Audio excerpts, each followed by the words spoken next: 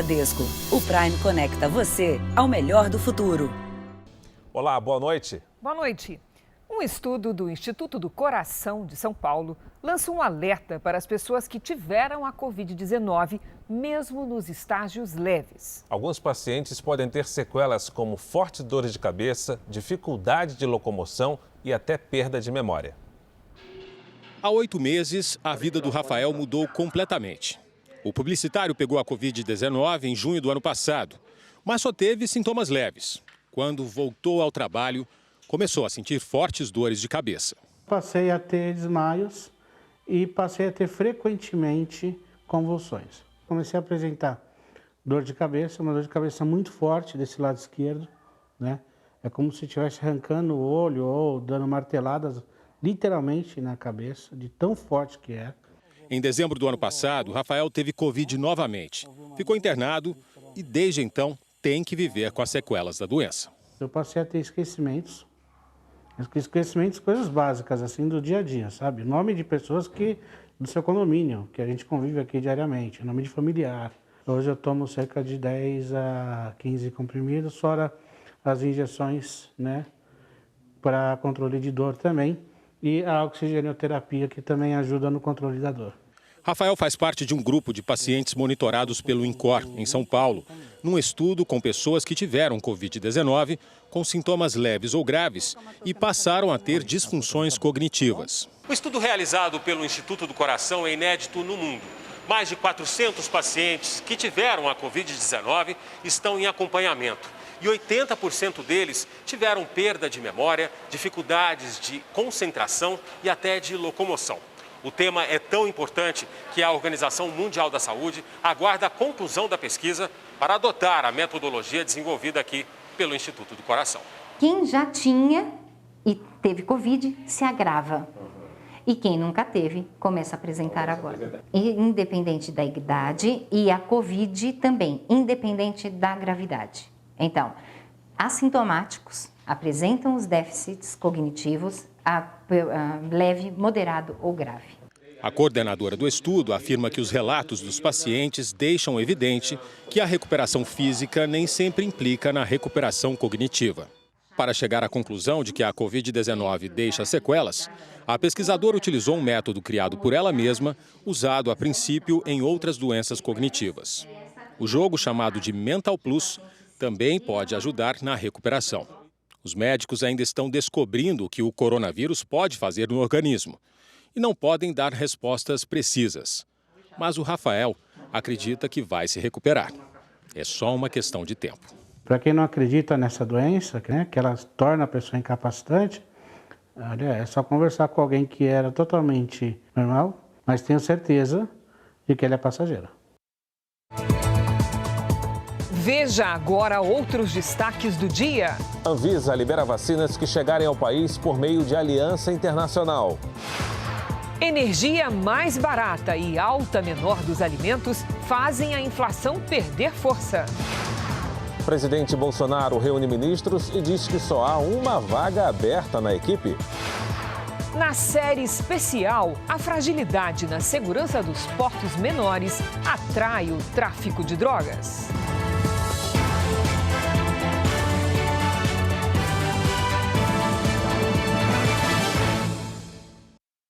Oferecimento Bradesco. Encare o futuro. Abra sua conta pelo app.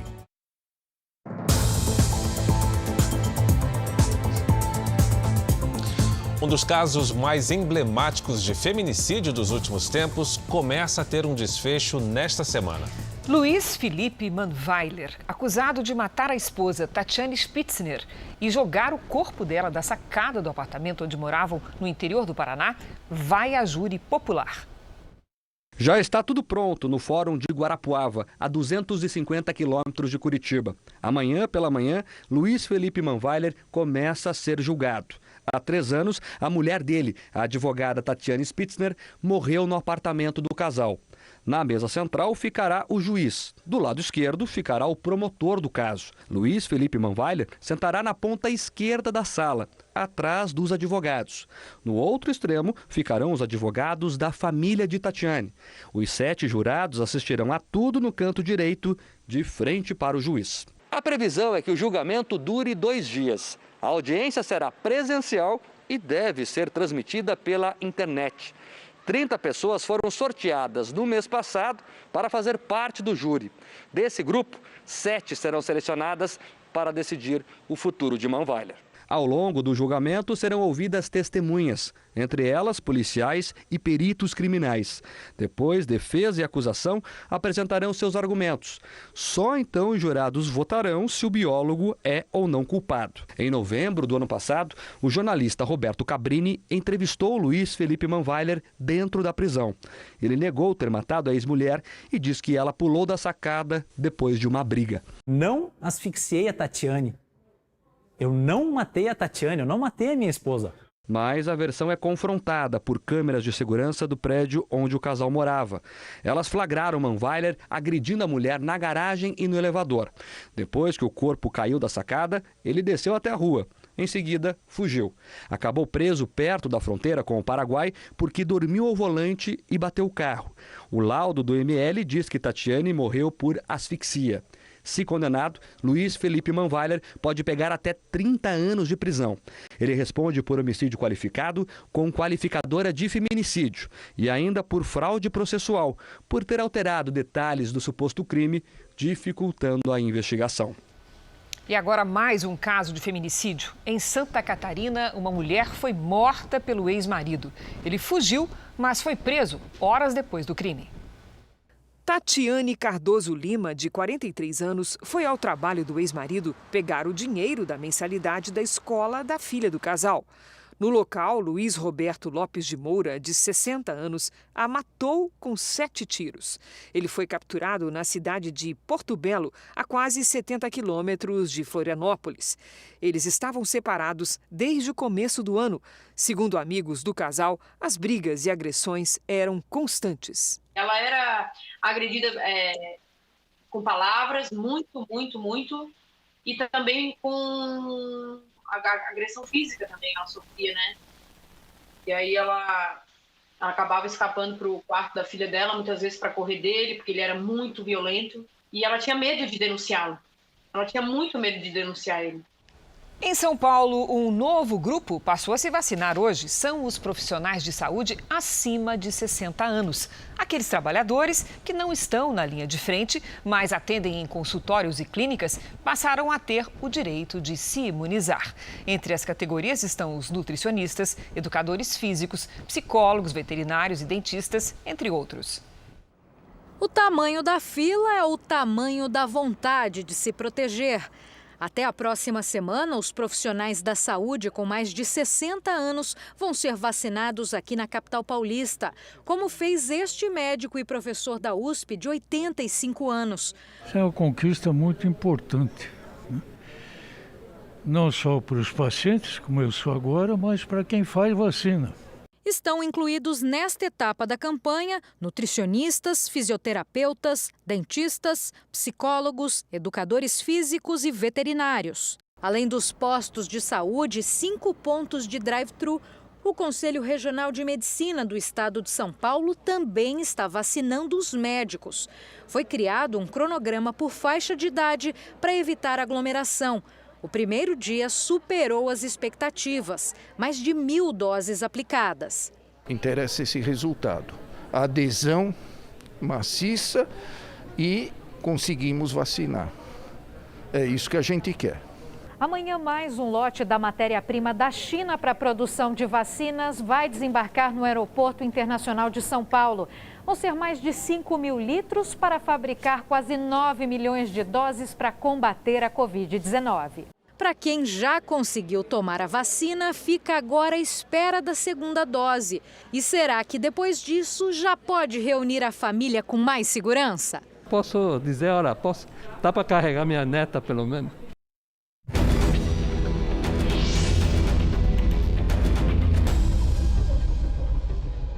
Minha minha pergunta é, quem toma vacina tem que continuar usando a máscara? A vacina é uma das ajudas que nós temos para evitar a doença Covid-19. Outras são distanciamento social, evitar aglomeração, máscara, lavar as mãos com constância. Então, o uso da máscara até segunda ordem vai continuar, com vacina ou paciente imunizado pela própria doença. Esclarecimentos preciosos, né? E você, também tem dúvidas sobre a vacina? Então mande um vídeo com a sua pergunta para o nosso número. Ele é o 11 99898 7777. Começou hoje nos Estados Unidos o julgamento do segundo processo de impeachment contra o ex-presidente Donald Trump. Depois de 4 horas de debates e votação, o Senado americano decidiu que o processo de impeachment é constitucional e deve prosseguir. Trump é acusado de incitar a violência que levou à invasão do Capitólio em janeiro. A equipe de defesa exigiu que Trump tenha direito de expressão. Ele foi o primeiro presidente do país a enfrentar um processo de impeachment enquanto tentava se reeleger. E também o primeiro a ter 2 processos aprovados pela Câmara dos Estados Unidos. Vamos agora com a opinião do Augusto Nunes. Boa noite, Augusto. Boa noite, Cris. Boa noite, Fara. Boa noite a você que nos acompanha. Em 22 de dezembro passado, 9 dias antes do encerramento do mandato, o ex-prefeito Marcelo Crivella foi afastado do cargo e preso por ordem de uma desembargadora do Rio. Era só o começo da sequência de agressões ao devido processo legal e ao direito de ampla defesa. Primeiro instalado numa penitenciária na Zona Norte, depois em regime de prisão domiciliar, faz quase 50 dias que Crivella usa tornozeleira eletrônica, está proibido de receber qualquer visitante além do próprio advogado e não pode conceder entrevistas.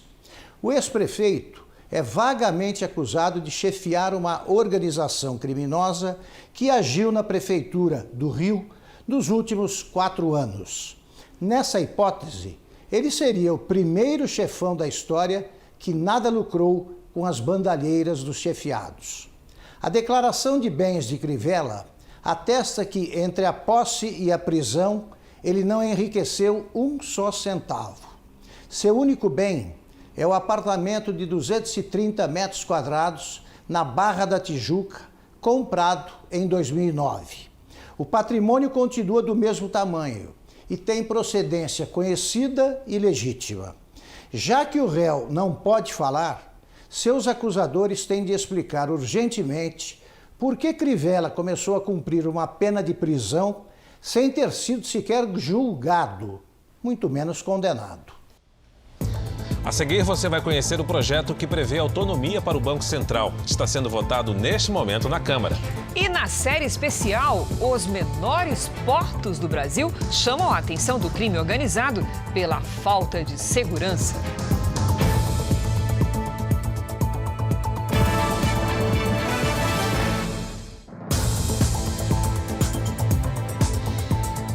O presidente Jair Bolsonaro se reuniu hoje com 22 ministros de Estado. Ele negou que fará uma ampla reforma nas pastas e rebateu críticas sobre desmatamentos no país.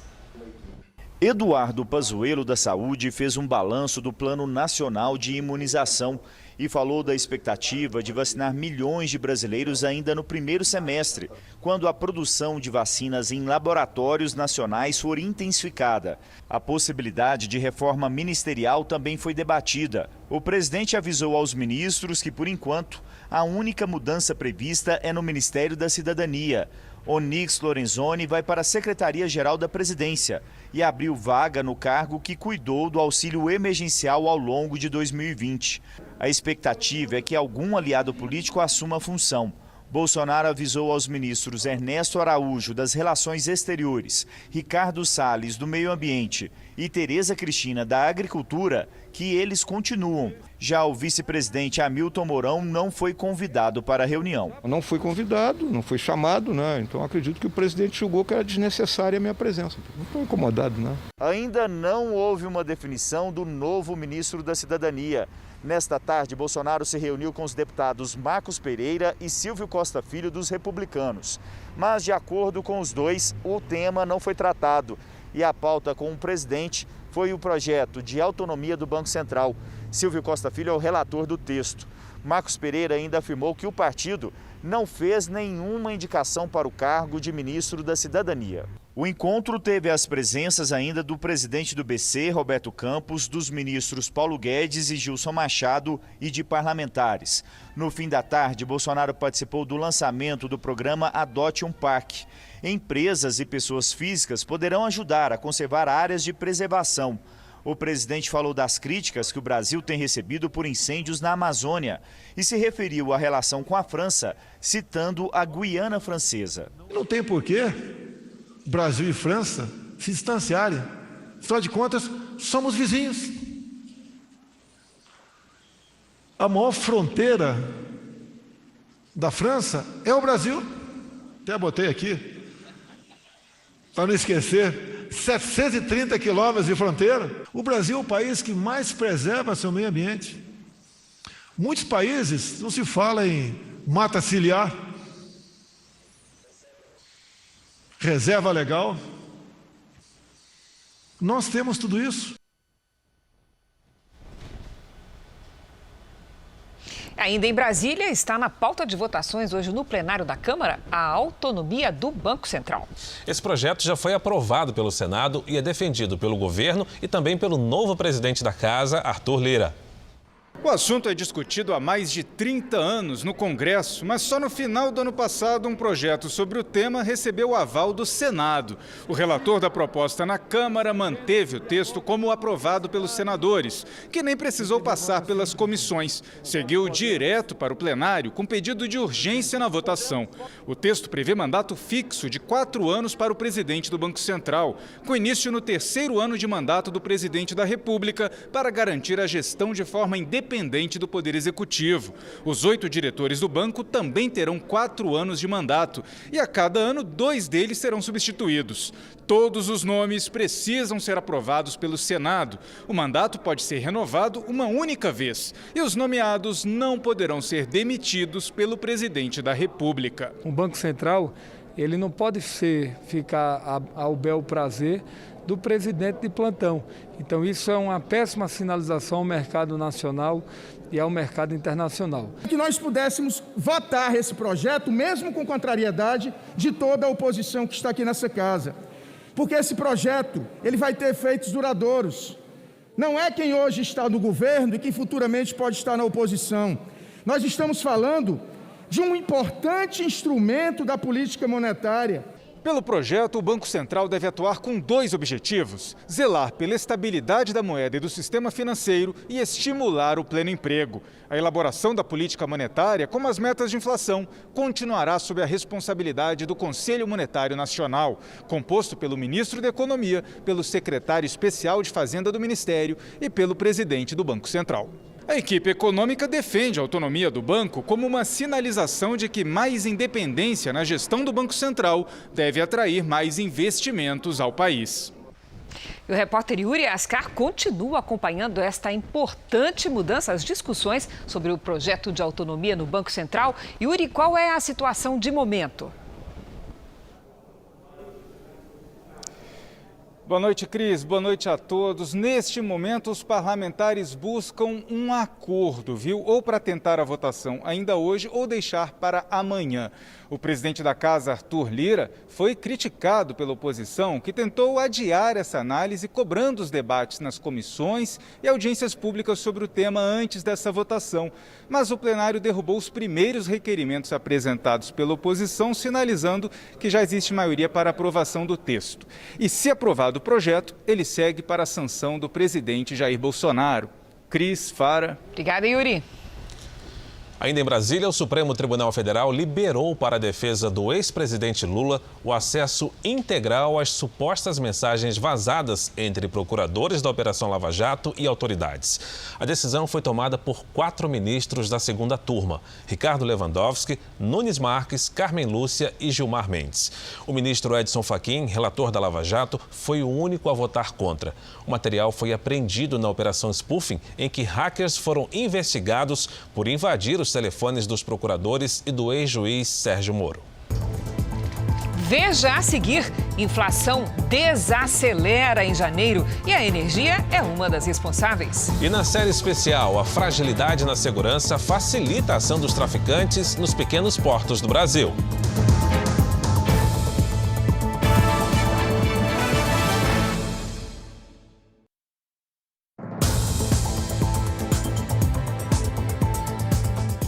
Em São Paulo, a polícia investiga se um sogro furtou carros, joias e eletrodomésticos da nora durante o enterro dela.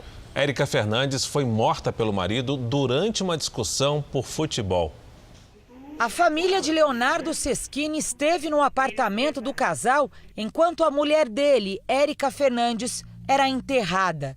Este vídeo foi gravado pela irmã de Érica. Levaram a TV da sala, levaram o carro sem autorização judicial. Eles não fizeram questão de limpar nada do assassinato em si, onde tirou a vida da minha irmã. A representante comercial foi morta com golpes de faca pelo marido. O casal teria discutido após a final da Taça Libertadores, vencida pelo Palmeiras. Érica torcia para o time e Leonardo é corintiano. Ele foi preso em flagrante, mas está internado em um hospital porque ficou ferido. A família da vítima registrou um boletim de ocorrência de furto na delegacia que investiga o homicídio. Tudo está sendo feito como se fosse apenas uma separação. Não está tendo respeito com o fato em si que ela foi assassinada. Não está se pensando nos meus sobrinhos, porque, ao meu ver, quem tem direito a estar com algo que a minha irmã conquistou são eles. Segundo a polícia, foi o sogro de Érica quem retirou o veículo e os equipamentos do apartamento. Ele estava acompanhado de mais 2 parentes. A advogada de Leonardo Seschini alegou que a família dele fez isso para proteger os bens, já que o imóvel é alugado.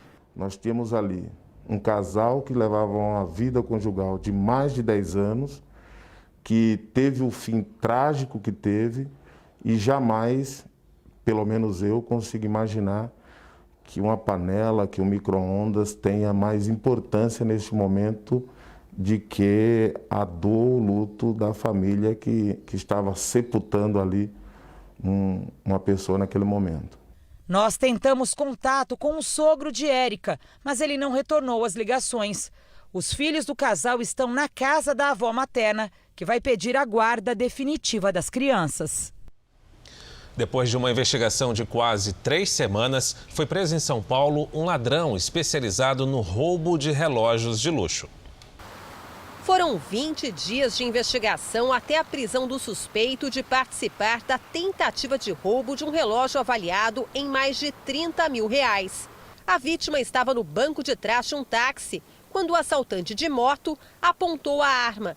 Ele usava um baú de entrega como disfarce. O passageiro reagiu e lutou com o criminoso. A moto caiu e a vítima foi puxada pela janela. A luta continuou e o taxista foi ajudar. Numa atitude extremamente arriscada, os dois conseguiram desarmar o assaltante, que estava sem munição. Do jeito que foi, não estou morto por causa que a arma não tinha munição. Mas até aí, que vai saber. A gente tomou a moto dele, tomou a arma, ficou com o celular, tudo, né? Porque ele estava ali, ele saiu correndo. Foi apelidado aqui pela investigação de ladrão trapalhão, né? Que sua forma foi totalmente atabalhoada. Ele, na verdade, originalmente ele era ladrão de carga e estelionatário. Ele migrou para essa modalidade de ladrão de relógio de luxo, que é uma modalidade muito específica, né? A vítima é um advogado brasileiro que mora na Holanda e estava só de passagem pela cidade. Ele tinha acabado de sair deste restaurante, num bairro nobre de São Paulo, e não imaginava que carregava no braço um objeto tão cobiçado. Investigações apontam a rota dos relógios roubados. De São Paulo, são levados para receptadores no sul do país, onde recebem um certificado com registro falso para serem revendidos em países como Uruguai, Paraguai, Argentina e África do Sul. A polícia investiga se o suspeito preso hoje faz parte de uma quadrilha especializada nesse tipo de roubo. Uma estudante morreu após um acidente de trânsito em Balneário Camboriú, Santa Catarina. O motorista que causou o acidente fugiu sem prestar socorro. As imagens de câmeras de segurança mostram o momento exato da batida. A estudante de nutrição Giane Fagundes, de 20 anos, estava com o namorado numa moto.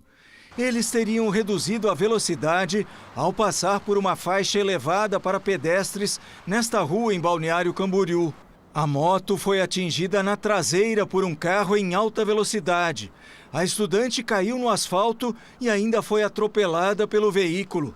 Os amigos dizem que Giane era uma menina alegre que adorava cantar. Era visível que ela estava na melhor fase da vida dela, ela estava muito feliz, ela estava num relacionamento muito saudável. A Giane era boa para todo mundo. Ela tinha uma felicidade assim contagiante.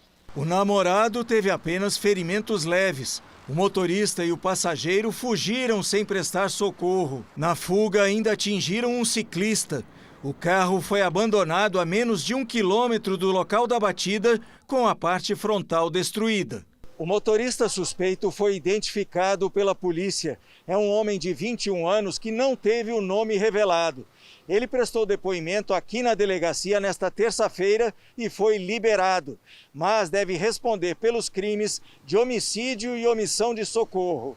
A polícia investiga se o suspeito participava de um racha, o que pode aumentar a pena em caso de condenação. Se a polícia reunir elementos, angariar elementos demonstrando que ele agiu com dolo eventual, ou seja, que ele assumiu o risco de produzir o resultado morte, ele será julgado pelo júri popular e a pena pode chegar a 20 anos de reclusão. Uma cena tem chamado a atenção de quem passa pelas ruas do Rio de Janeiro. 2 moradores de rua usaram o pouco que receberam de doações para transformar o pequeno espaço na calçada em um lar. Centro do Rio de Janeiro, um dos pontos mais movimentados da cidade.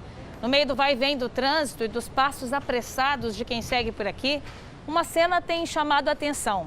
É a Casa na Rua, um espaço organizado por 2 amigos que precisaram chamar de lar a calçada de uma das principais avenidas cariocas.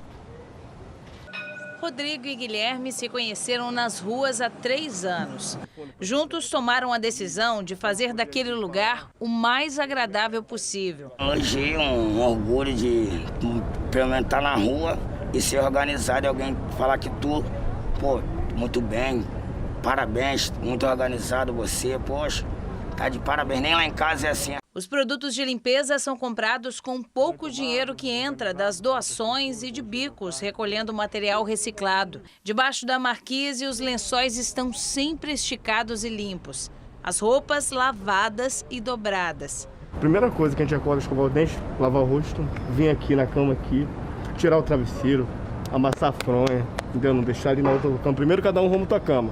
Ele joga pra lá as coisas dele, vem aqui, estica o dele, varre o primeiro dele, bota tudo dele. Aí vem eu fazendo a mesma coisa, na mesma régua, e vou deixar. Aí a gente vê se tá bonito, se tá no padrão. Mais de 7.200 pessoas vivem hoje em condição de rua no Rio de Janeiro.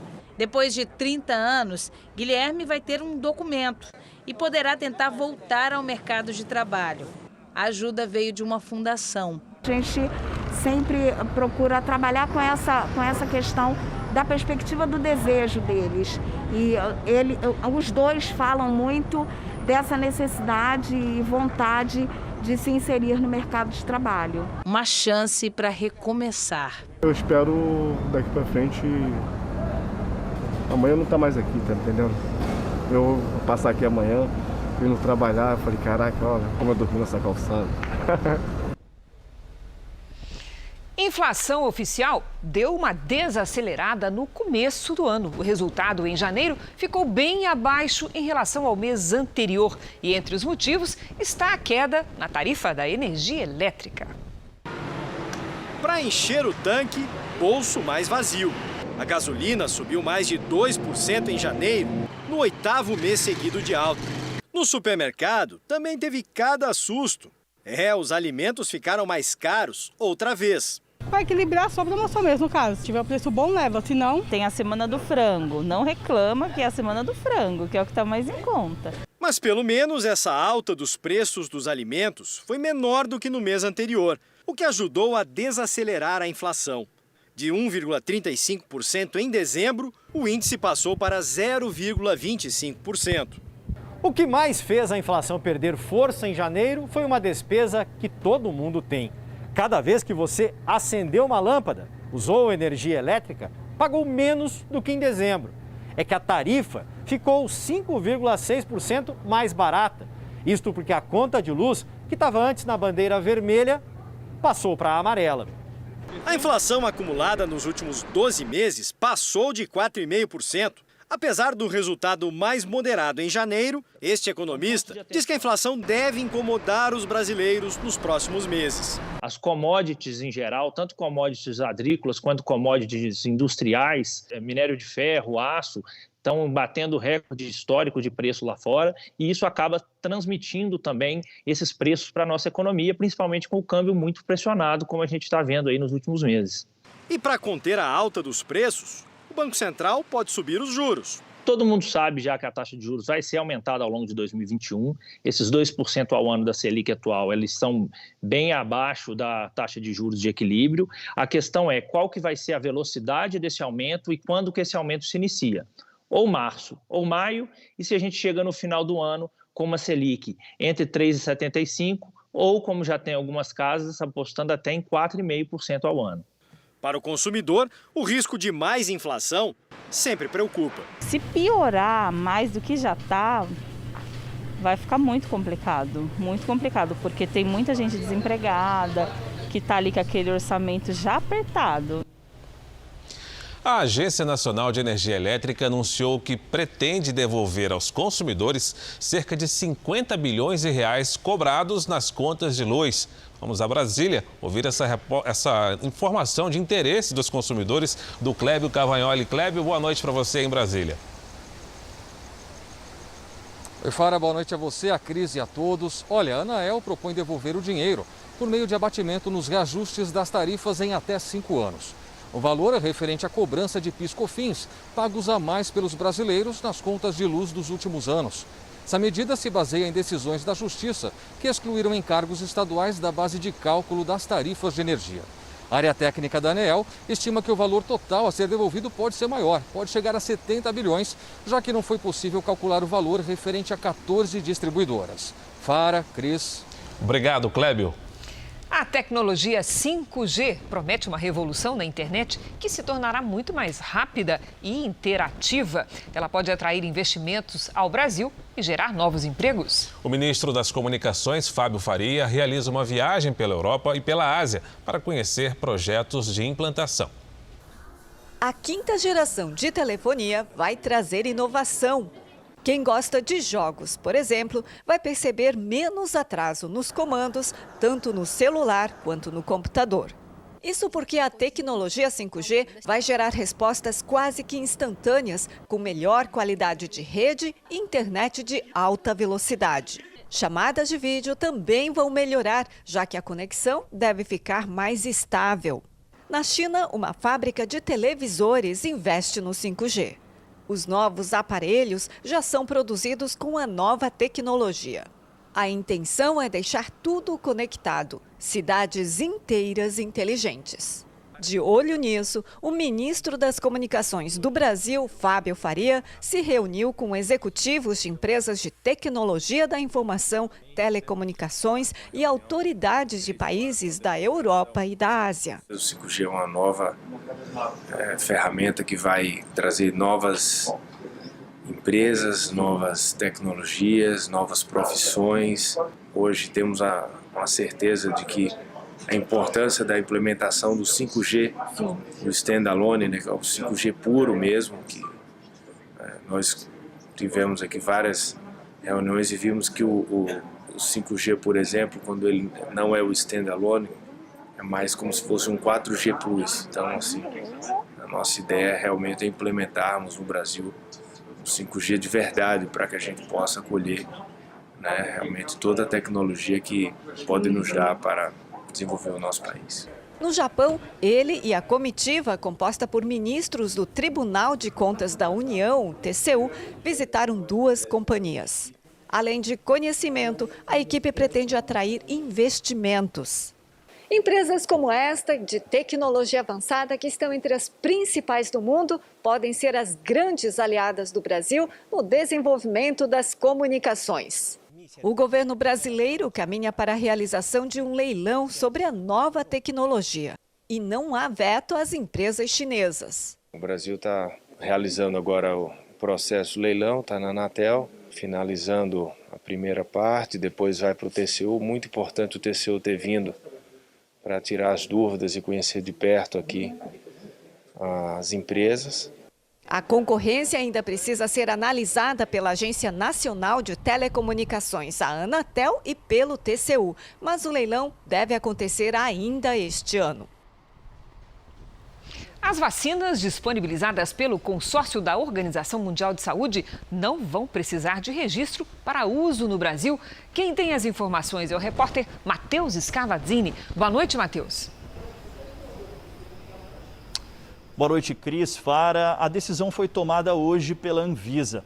Além do registro, as vacinas disponibilizadas pela COVAX Facility da OMS também não vão precisar de autorização para uso emergencial.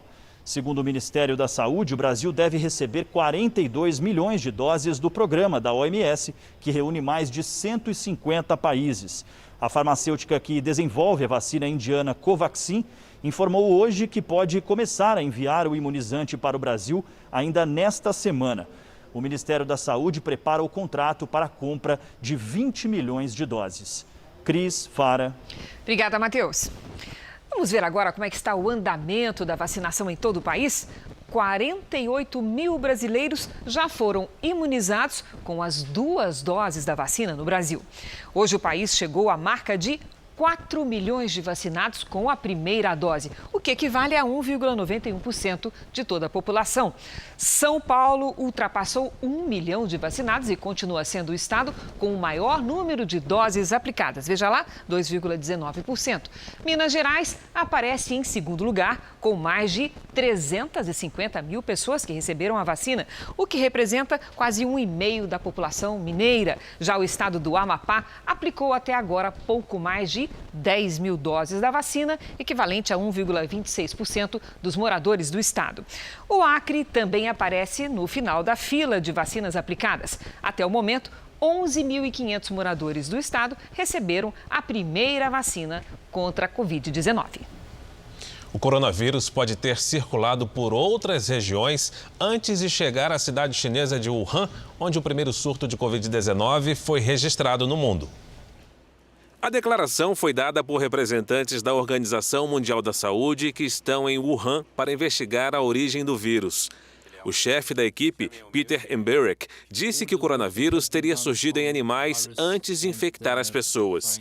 As evidências apontam que o vírus pode ter vindo de morcegos de uma reserva natural que muito provavelmente não estavam em Wuhan. Esses morcegos teriam contaminado outro animal e esse último teria transmitido o coronavírus aos humanos. Os pesquisadores da OMS também descartaram a hipótese de que o coronavírus tenha escapado de um laboratório chinês. E continuam os temporais do centro-sul do Brasil. Belo Horizonte e Vitória já ultrapassaram a média de chuva esperada para fevereiro. Vamos saber como é que vai ser a nossa quarta-feira? Com a Lidiane Sayuri. Boa noite, Lidi. Oi, Cris. Boa noite para você, para o Fara, para todo mundo aí do outro lado. Olha, só não vai chover no interior do Nordeste e em uma pequena parte do Centro-Sul. Essa chuva é provocada pelo acúmulo de nuvens do norte até o sudeste do país. É um fenômeno comum no verão e ainda deve causar muitos temporais entre o Amazonas e o Espírito Santo. Nesta quarta, tem previsão de chuva pesada no Acre, Amazonas, Rondônia, sul do Pará e Mato Grosso. Nos litorais do Rio Grande do Norte e da Paraíba, também. O solo encharcado com a chuva dos últimos dias aumenta o risco de deslizamentos e alagamentos no leste de Minas Gerais, Espírito Santo e também no Rio de Janeiro. Mais cedo, os temporais voltaram com força à região sul. Em Santa Catarina, teve até granizo. E amanhã isso pode se repetir no Rio Grande do Sul. Teremos tempo firme apenas nas áreas claras do mapa. À tarde faz 28 graus em Manaus, 33 em Teresina e até 29 em Porto Alegre. No Rio, chuva isolada com máxima de 28 graus. Em BH, chance de temporais com 26. E na capital paulista, 27 graus com pancadas à tarde. Obrigada, Lid. Até amanhã. No litoral de São Paulo, o entregador que estava a caminho do trabalho parou para ajudar a vítima de um acidente. E quando chegou à empresa, foi surpreendido com uma demissão. O celular caiu no chão durante o resgate e ficou todo quebrado. Mas foi com ele que Robson conseguiu tirar essas fotos no local do acidente para mostrar ao patrão o carro ainda virado e o motorista salvo. O entregador se atrasou no emprego para ajudar no socorro à vítima. Na hora, eu pensei só em ajudar. Eu parei minha moto, dei a mão na pista para pedir socorro, que eu sozinho não sei se eu dava conta. E entrei no mato. O acidente foi na rodovia Rio Santos, na região de Bertioga, litoral norte de São Paulo. Robson seguia de moto por aquela outra pista, quando o motorista de um carro que vinha logo atrás tentou ultrapassá-lo e perdeu o controle da direção. O veículo capotou várias vezes, cruzou as duas pistas. Aqui no asfalto ainda tem marca dos pneus. O carro entrou nesse matagal e só parou ali na frente, onde tem uma vala. Ele podia morrer afogado, ali estava cheio de lama, totalmente lama e água. Robson ainda não conseguiu contato com o motorista, mas sabe que ele sofreu só ferimentos leves. A ajuda durou cerca de meia hora. Foi muito para o patrão, que demitiu o entregador no mesmo dia. Eu só quis me desculpar pelo atraso e explicar para ele. Ele falou que não estava satisfeito com o meu serviço, não estava satisfeito com a situação e mandou eu procurar outra coisa. Pai de 2 filhos, Robson dependia desse emprego, mas não se arrepende do ato heróico. Faria tudo novamente. E melhor ainda, eu ficaria até o final para ver o resgate e ver que tá 100% bem. Você não ficou até o final porque estava preocupado com o Preocupado com o meu emprego. No ABC Paulista, um homem foi espancado dentro de casa por policiais militares que atendiam a um chamado de violência doméstica. Meia-noite e a polícia militar chega para atender o chamado de uma mãe. O filho dela está embriagado. Ele mesmo conta que fica agressivo quando bebe. Aí peguei e comecei a discutir com a minha mãe. Quebrei o meu portão, a gente briga, xinga, discute. Não de agressão, mas discussão entre família, entendeu? Como o quintal todo discute. Câmeras de segurança mostram os policiais tentando entrar na casa. Mas o homem, de 45 anos, não deixa. Os PMs, então, jogam spray de pimenta pela janela do quarto. O homem sai no portão e xinga os policiais. Antes de voltar, é empurrado e imobilizado. Deitado no chão, sem oferecer resistência, é espancado por 3 PMs com vários chutes e golpes de cacetete. As agressões duram 1 minuto e meio.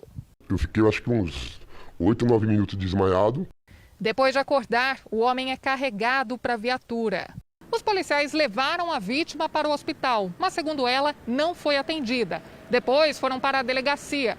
O agredido afirma que não foi ouvido e que só foi chamado para assinar o boletim de ocorrência. O documento foi registrado como resistência. Os policiais disseram em depoimento que a vítima ficou machucada porque tentou reagir à prisão.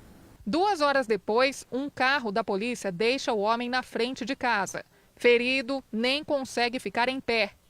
Ele machucou as costas e o braço esquerdo e ainda levou pontos na perna, no ombro e na cabeça. A gente é um ser humano, né? O ser humano também não precisa apanhar tanto desse jeito. Por mais errado que eu fui já na minha vida, eu não precisava apanhar desse jeito. Eu acho uma covardia, né? Eu acho uma covardia, porque eles não precisavam. Polícia Militar informou que identificou e afastou os PMs envolvidos na agressão e que não compactua com desvios de conduta dos agentes. A Corregedoria da Polícia Militar abriu inquérito para investigar o caso. Vamos voltar a Brasília com Yuri Ascar, que acompanha a discussão sobre o projeto de autonomia do Banco Central. Yuri, novidades por aí?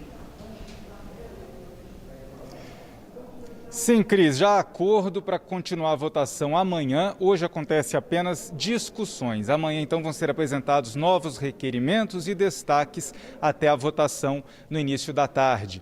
Hoje, mais cedo, no Palácio do Planalto, antes do início da sessão aqui na Câmara, o presidente Jair Bolsonaro reuniu equipe econômica e deputados em defesa da autonomia do Banco Central.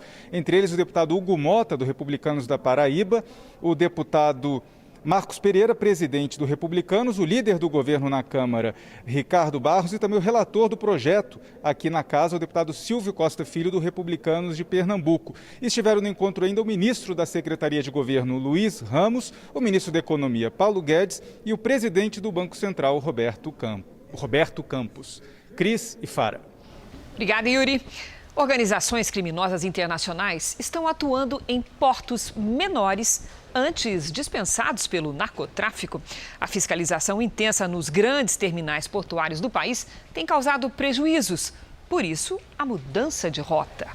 Na segunda reportagem da série especial, nossa equipe mostra como um porto pequeno no litoral paulista se tornou alvo dessas quadrilhas. Falta de tecnologia e de segurança básica facilitam a ação dos traficantes.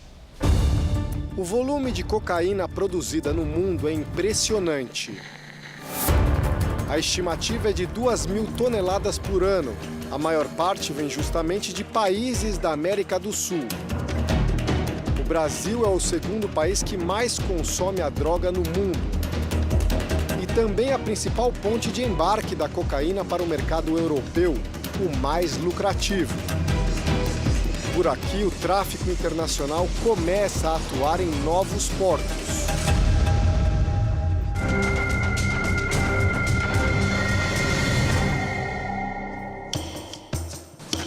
São Sebastião, litoral de São Paulo. Uma região famosa pelas belezas naturais, que agora está no radar da Polícia Federal. A imagem geral do porto de São Sebastião talvez não impressione. O movimento de embarcações é pequeno, ele pode receber, no máximo, 2 navios de carga e 3 petroleiros. Mas o tráfico internacional de drogas também se interessa por esse tipo de porto, até porque a vigilância é menor e as possibilidades de infiltrar cocaína são reais. Eles começam a migrar para outros portos que têm menos fiscalização porque tinha menos casuística e também vão cumprir aí o objetivo final, que é a cocaína chegar em países da África, da Ásia, da Europa. Até o ano passado, nenhuma apreensão havia acontecido em São Sebastião. Mas o porto passou a exportar grãos e a ser mais utilizado. E em outubro de 2020, 1.500 quilos de cocaína foram encontrados numa carga de milho. Depois, o navio foi liberado para seguir para a Espanha. E já em águas europeias, acabou abordado pela Polícia de Fronteira, que descobriu mais 1.200 quilos na mesma carga de milho. O que o Jornal da Record vai mostrar a partir de agora é uma série de falhas na segurança do porto, hoje visado pelo tráfico. A escuridão domina o entorno da região portuária. A cerca simples de arame farpado está destruída em vários trechos.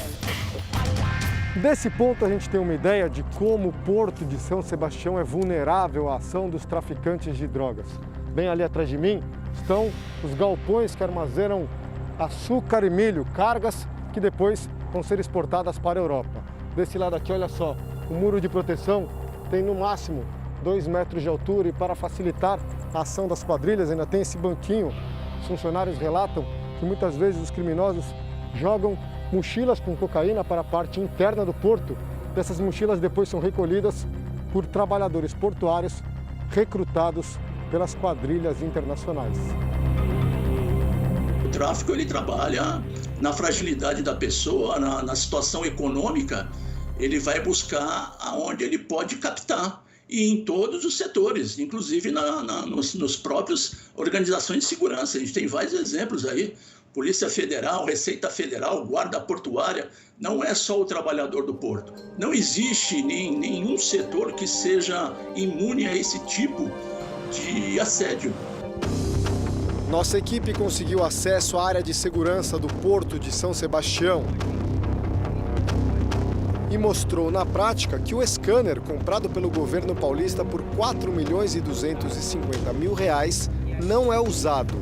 O equipamento deveria estar em funcionamento para vistoriar os caminhões que entram no porto.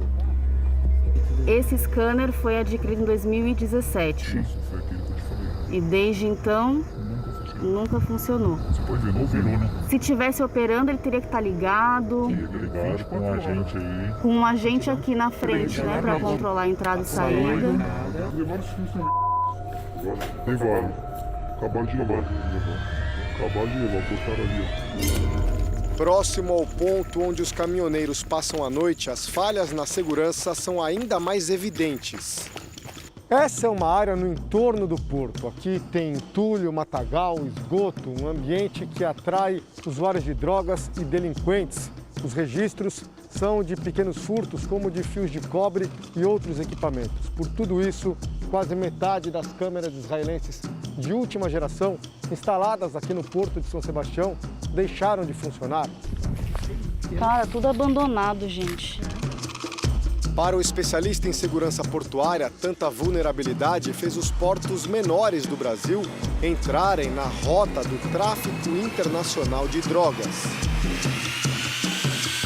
Em Porto Pequeno seria muito mais fácil você controlar esse tipo de coisa. São menos entradas, diferente do que o Porto de Santos, são menos armazéns, são menos navios. Mas se você não tem a cultura, você não tem a tecnologia, você não tem serviço de inteligência, que é análise de risco, não tem a integração das autoridades intervenientes e você não tem a cultura de se combater isso, o traficante ele vai buscar onde ele encontra uma situação mais fácil para ele, onde é mais vulnerável. A Companhia de Docas de São Sebastião informa que o scanner mostrado nesta reportagem voltou a funcionar em janeiro. O aparelho ficou desligado por 1 ano e 2 meses devido à falta de cargas com perfil para inspeção. A compra de mais câmeras de segurança está em fase de licitação. E agora uma última notícia. O Jornal da Record apurou que o novo ministro da Cidadania deve ser o deputado João Roma, do Republicanos da Bahia, como o nosso portal R7.com antecipou esta manhã. O presidente Bolsonaro considera que, por ele, está decidido. O anúncio deve acontecer na próxima semana. O Jornal da Record termina aqui. E à 00:30 tem mais Jornal da Record. Você fica agora com a novela Gênesis. E a gente se vê amanhã. Até lá. Excelente noite e até amanhã.